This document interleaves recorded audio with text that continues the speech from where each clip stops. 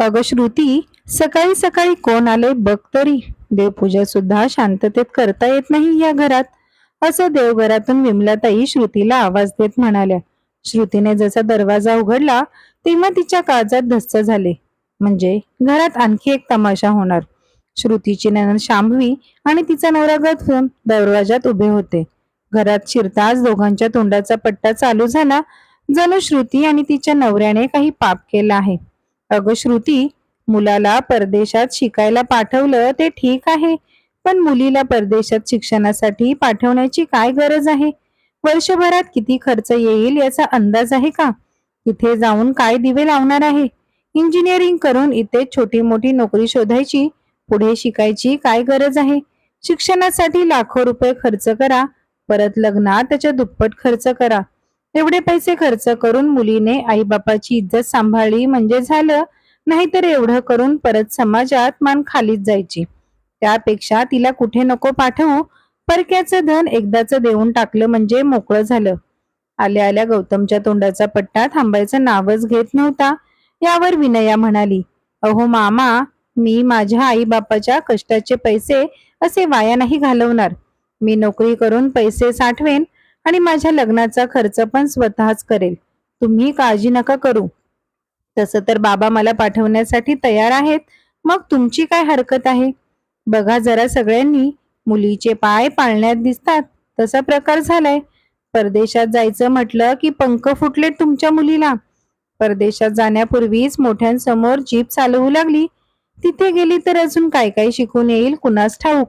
श्रुती म्हणाली, अहो दादा, विनया अगदी बरोबर बोलत आहे. आम्ही त्यांची स्वप्न पूर्ण नाही करणार तर कोण करणार? हेच वय आहे त्यांचं उंच भरारी घ्यायचं. इथेच मुलांना त्यांच्या स्वप्नांना बळ नाही द्यायचं तर कधी देणार? जर आम्ही तुमच्या मुलांच्या शिक्षणासाठी पैसे देऊ शकतो, तर आमच्या स्वतःच्या मुलांच्या शिक्षणासाठी तर पैसे नक्कीच खर्च करू शकतो.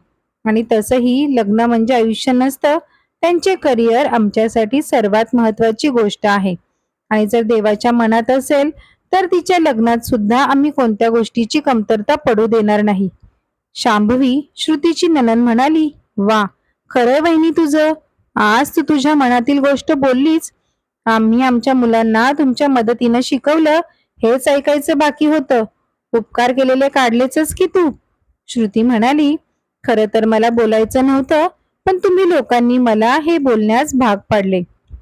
जेव्हापासून मी लग्न करून या घरात आली तेव्हापासून तुम्ही आमच्या आयुष्यातील छोट्या मोठ्या प्रत्येक निर्णयावर तुम्ही लोक न मागता सल्ला देता.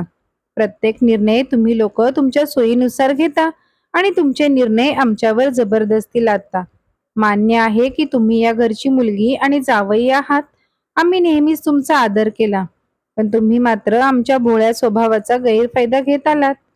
घरात नवीन गोष्टींची गरज आहे की नाही, गरज असली तरी घ्यायची की नाही, यापासून ते पैशांची गुंतवणूक कधी आणि कुठे करायची हे सर्व जावयाच्या म्हणण्यानुसारच होते. पण आजपर्यंत आम्ही या गोष्टींना कधीच महत्व दिले नाही, कारण मला छोट्या छोट्या गोष्टींवरून नातं बिघडवायचं नव्हतं. श्रुतीचे हे शब्द ऐकताच विमलताई रागाने ओरडल्या, अगं, तुझ्या जिभेला काही हाड आहे की नाही? तू आपली बोलतच सुटली. माझी मुलगी आणि जावयाचा अपमान करण्याची तुझी हिंमत कशी झाली? श्रुती म्हणाली, मी त्यांचा अपमान करत नाही, खरं आहे तेच बोलत आहे. तुम्ही लोकांनी नेहमीच मुलापेक्षा जावयाला जास्त महत्व दिलं आहे, त्यामुळेच ते प्रत्येक गोष्टीत ना खुपसत असतात.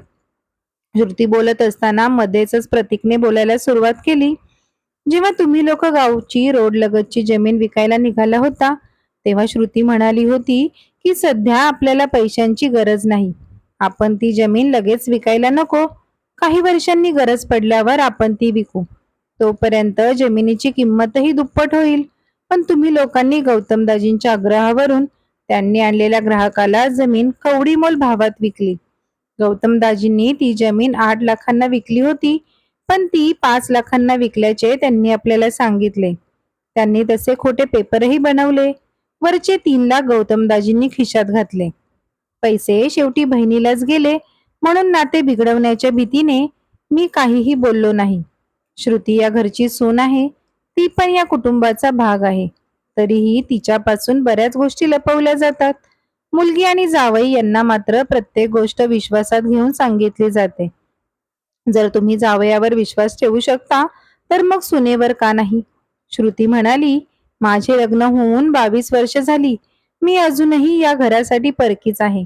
आम्ही सुना दुसऱ्या घरातून येतो, सासरच्या घराला आपलं मानतो आणि या घरासाठी जीव द्यायलाही तयार होतो.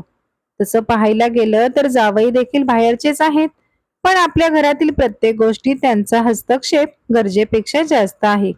काय हो ताई, तुमच्या मुलाला उच्च शिक्षणासाठी परदेशात जायचे होते. तुमच्याकडे पैसे असूनही तुम्ही लोकांनी बाबांकडे पैसे मागितले, जे त्यांनी हसत हसत आनंदाने दिले.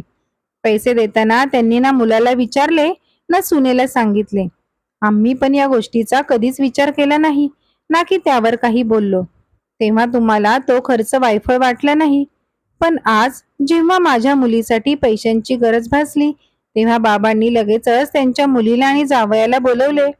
पण लक्षात ठेवा, या घराचा मुलगा म्हणजेच विनयाचे वडील संपूर्ण घर चालवतात. ते स्वभावाने सरळ आहेत. तुम्ही त्यांना साधेभोळे समजता, म्हणूनच आजही सर्व पैसे बाबांच्या खात्यात जातात. दिवस रात्र केलेल्या त्यांच्या कष्टाच्या बदल्यात त्यांना इतकाही अधिकार नाही का की त्यांच्या मुलीची स्वप्ने पूर्ण करू शकतील? माझा नवरा जरी साधा भोळा असेल, पण मी मात्र गप्प बसणाऱ्यातली नाही. श्रुती म्हणाली, आई, लग्नानंतर इथे आली तेव्हा तुमचे वयही जवळपास माझ्या इतकेच होते. तुम्ही सर्व कामाचा भार माझ्यावर टाकला आणि तुम्ही निवांत झाला होता. तेव्हा तुम्हाला पाण्याचा ग्लास आणण्यासाठी सुद्धा माझीच गरज लागत असे. तुमच्या मुलीपासून ते तुमच्या माहेरच्या लोकांची कामं करायला मी सदैव तयार असावं असं तुम्हाला नेहमीच वाटतं. जेव्हा घरातील कामे आणि तुमच्या सर्वांची सेवा करायची असेल, तेव्हा मला माझ्या सर्व कर्तव्यांची बरोबर आठवण करून दिली जाते. परंतु जिथे हक्कांचा प्रश्न येतो, तिथे तुम्ही मुलीला आणि जावयाला पुढे करता. आम्ही जर आमच्या स्वतःबद्दल थोडासा विचार केला, तर तुमची मुलगी आणि जावई स्वतःचा संसार सोडून लगेच इथे येऊन उभे राहतात. आमच्या आनंदावर पाणी फिरवून त्यांना काय आनंद मिळतो ते काय माहीत. लग्नानंतर आम्ही नवरा बायकोने एकमेकांना समजून घेऊन एकत्र वेळ घालवावा म्हणून मनालीला जायचं ठरवलं. तेव्हा सुद्धा ताई आणि दादांनी आमच्या सोबत आम्हाला न विचारता यायचं ठरवलं. उलट दादा म्हणाले की तुम्ही इतक्या दूर मनालीला जाताय, तेही एकटेच, आम्ही सोबत येतोय. त्यांना माहित होतं की आमच्या बरोबर आलं की सगळा खर्च माझा नवराच करणार. ते सोडून द्या, पण त्यानंतर सुद्धा जेव्हा कधी आम्ही पिकनिकचा प्लॅन करायचो, तेव्हा सुद्धा ते दोघे त्यांच्या मुलांसहित नेहमीच आमच्या सोबत यायचे. कधी स्वतःच्या पैशाने पिकनिकला गेले नाहीत. दादा आणि ताई नेहमीच आमच्या पैशांवर मजा करतात. पण मला माझ्या भावाच्या मुलीच्या लग्नात वरवळणी म्हणून फ्रीज द्यायचा होता. तेव्हा सुद्धा या गोष्टींमध्ये दादांनी हस्तक्षेपच केला. अहो, पण यासाठी मी काही तुमच्याकडे पैसे मागून फ्रीज घेणार नव्हते, तर माझ्या नवऱ्याच्या कमाईतून देणार होती. आमच्या लग्नाच्या 10व्या वाढदिवसा दिवशी प्रतीक यांनी बाबांकडून पैसे घेतले आणि माझ्यासाठी आधुनिक शिलाई मशीन घ्यायची होती. तेव्हा दादांनी टोमणा मारत म्हटलं, एवढी महागडी मशीन घेऊन श्रुती काय फॅशन डिझायनर होणार आहे का? नाही ते फालतू नखरे आणि पैशांची उधळपट्टी. आम्हाला टोमणे मारले ते मारले आणि आमच्या नकळत दादांनी शांभवी ताईंसाठी बाबांकडून स्कूटी घेण्यासाठी पैसे घेतले. काय हो दादा, आजपर्यंत तुमच्या कमाईतून तुम्ही तुमच्या बायकोसाठी काही खरेदी केलेले आहे की नाही? आठवतंय का काही? लग्नानंतर अवघ्या 5 वर्षानंतर विनयाच्या शाळेमध्ये मला संगीत शिकवण्यासाठी शिक्षकेची नोकरी मिळाली होती. तेव्हा दादा, तुमच्या नकारामुळेच मला घरच्यांनी नोकरी करण्यासाठी नकार दिला. तुम्हीच घरातील लोकांना फूस लावली. घरातील बाईच्या हातात पैसा आला की ती घरातील निर्णय स्वतः घेते आणि आपल्याला विचारणारही नाही. या घरात तिचेच अधिकार चालतील आणि सर्वांवर वर्चस्व गाजवेल. जेव्हा प्रतीक माझ्यासोबत 2 दिवस जरी माझ्या माहेरी राहिला, तर दादा त्यांना टोमणे मारत म्हणायचे, मेव्हणे साहेब, तुम्ही तर घर जावई होऊन बसलात. पण दादा हे विसरले होते की ते स्वतः त्यांचे घर सोडून सासरच्या घरी जास्त वेळ राहतात, स्वतःच्या सासरच्या घरावर वर्चस्व गाजवतात. प्रतीकची नोकरी चांगली असूनही त्याचा आलेला पगार सासऱ्यांच्या बँक खात्यात जमा होतो. आम्ही आमची आवडीची गाडीही खरेदी करू शकलो नाही. आम्हाला बलेनो गाडी आवडली होती, पण दादांनी स्वतःच्या कुटुंबाचा विचार करून इर्टिका घ्यायला भाग पाडली, जेणेकरून त्यांचे कुटुंबही गाडीत बसले पाहिजे.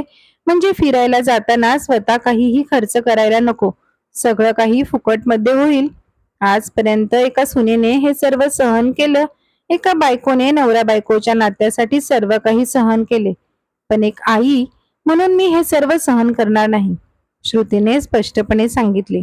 या घटनेनंतर शांभवी आणि गौतम शांतपणे घराबाहेर पडले. सासू सासऱ्यांना पण श्रुतीचं म्हणणं पटलं होतं.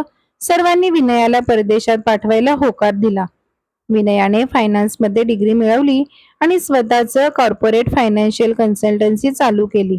आज तिचे शहरात मोठं ऑफिस आहे. ती स्वतःची एक नवीन ओळख निर्माण करण्यात यशस्वी झाली.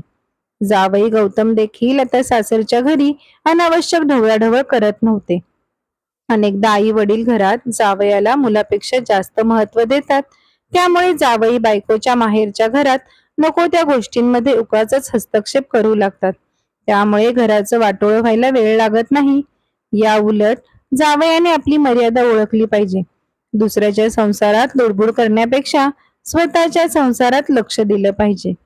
मित्र आणि मैत्रिणींनो, या कथेबद्दल तुमचं काय मत आहे ते कमेंट बॉक्समध्ये कमेंट करून नक्की सांगा. कथेला लाईक, शेअर आणि चॅनलला सबस्क्राईब केलं नसेल तर जरूर करा. पुन्हा भेटू अशाच नव्या कथांसोबत. धन्यवाद.